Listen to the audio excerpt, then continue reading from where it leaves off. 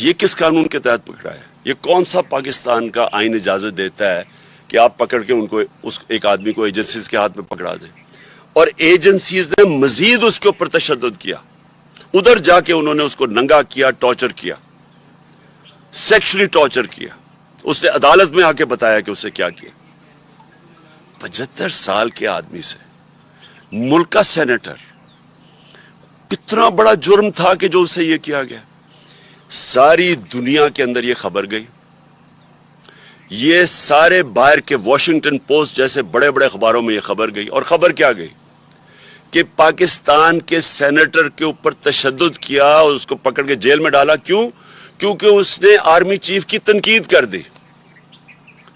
آپ دنیا جمہوریت کے اندر یہ کوئی آرمی چیف کی تنقید کرنے پہ یہ ہوتا ہے؟ کیا یہ سزا ملتی ہے؟ سو دنیا کے اندر یہ شوق ہے، لوگ حیرت میں ہیں کہ یہ کیا ہوا ہے۔ سارے باہر کے اخباروں میں نے پوری کٹنگ ہے جو باہر کے اخباروں کے اندر یہ چیزیں پبلش ہوئی ہیں، یہ ساری جگہ یہ خبر پبلش ہوئی ہے۔ اس سے سب سے بڑی بدنامی پاکستان اور اس کی جمہوریت کی کہ کسی جمہوریت میں تصور نہیں کوئی کر سکتا۔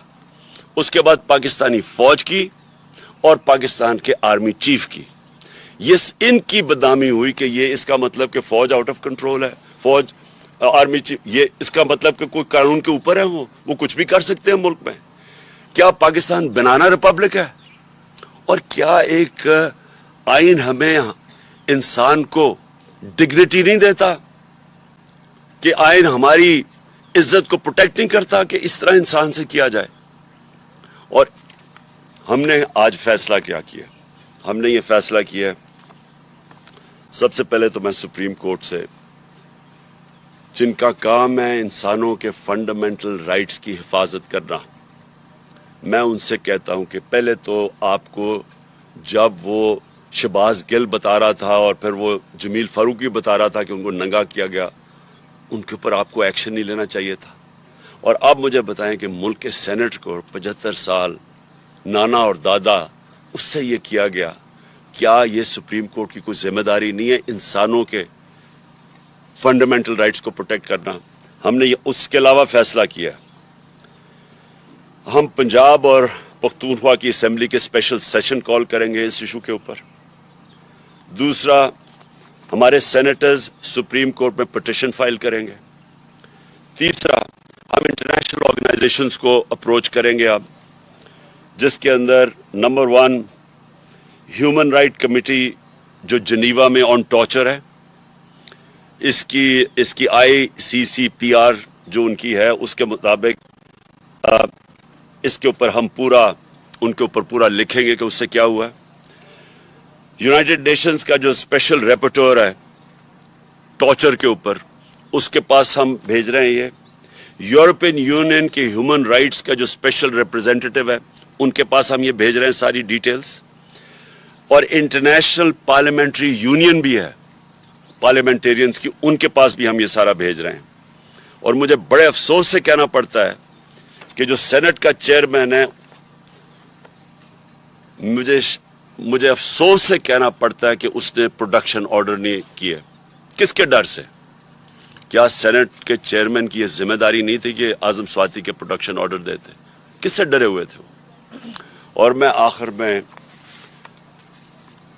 جو آدمی ذمہ دار ہے اس کا، مجھے پتہ ہے کہ جب سے ایک آدمی کی پوسٹنگ ہوئی ہے اسلام آباد میں اس طرح کی چیزیں ہونی شروع ہو گئی ہیں، اس کے یہ جو سارے تشدد کے کیس ہیں جب سے وہ یہاں آیا تب سے ہوا ہے، اس کے خلاف ایکشن لینا چاہیے۔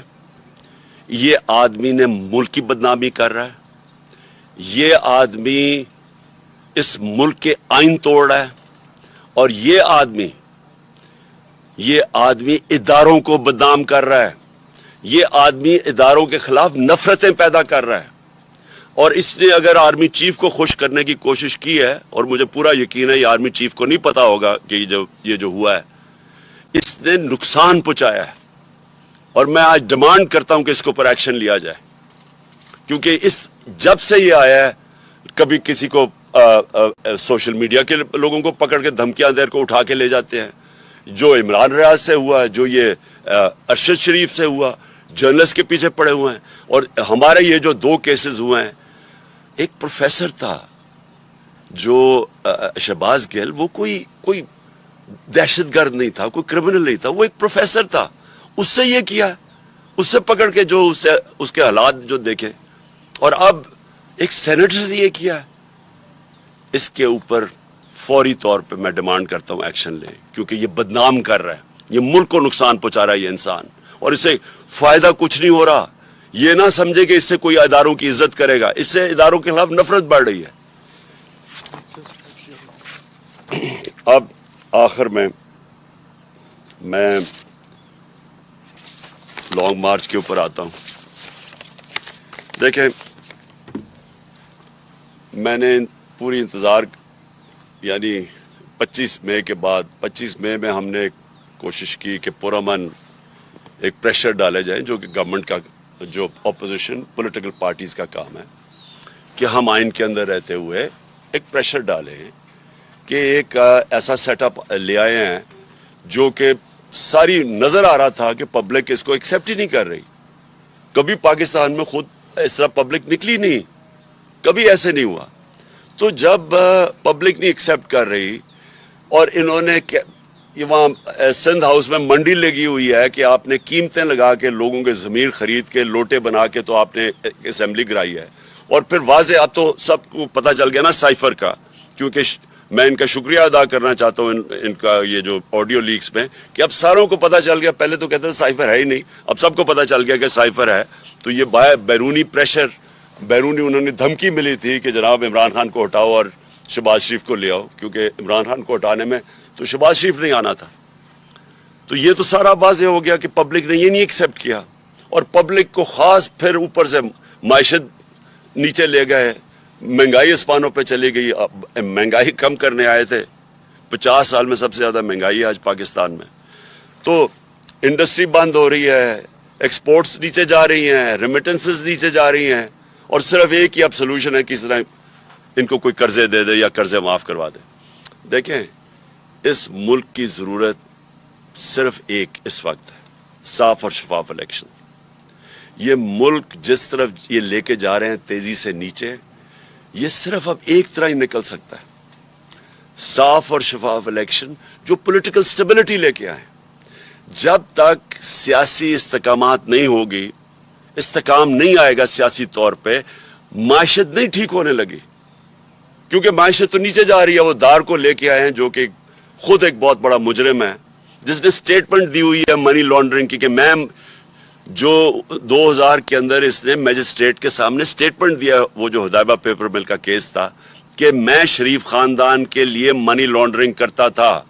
فلم بنی ہوئی ہے اس کے اوپر بی بی سی کی، کہ کیسے وہ قاضی فیملی لندن میں بیٹھی تھی، یہاں سے پیسے بھجواتا تھا، پھر ان کو لانڈر کر کے پاکستان لے کے آتا تھا.